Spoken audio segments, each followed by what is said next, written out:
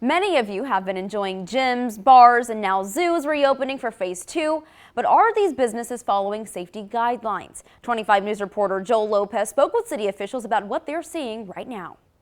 The good news is it seems most businesses have been abiding by the ordinances, but those that were cited during phase 1 will still need to face their day in court. As phase 2 in reopening Texas was initiated, gyms were allowed to reopen, requiring people to wear full hand gloves, and bars like Crickets. It's day by day. Every day it gets a little bit better. We basically just had to retrain a little bit, retool, and get ready to handle every challenge that comes up. Crickets is screening every employee, changing out menus regularly, and removed all bar stools. They've restricted access to many common surfaces, like their pool tables. We need to realize that the germ is still out there. Larry Holsey with the city of Waco says code enforcement does not patrol for violations. The city will only respond to complaints. Most of the time it's concern for people congregating in larger groups than they should be, maybe not wearing face coverings when they are. During phase 1 in Waco, code enforcement officers answered 2,000 calls and worked nearly 200 complaints.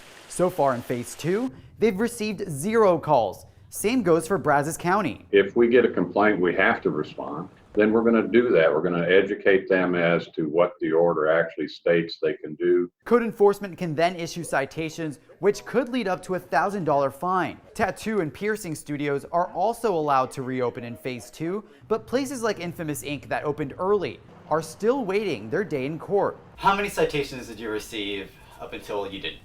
14 total. We have court dates set for the first one. The tattoo and piercing studio is now facing possibly $14,000 in fines. I honestly hope that when the city looks at everything that's happened and what's going on, and they sit there and look at the facts, they don't want to push it any further. If you do see any problems with people or businesses not following the ordinances, you're asked to call your city's non-emergency line. You're also encouraged to call them if you have any questions on the rules.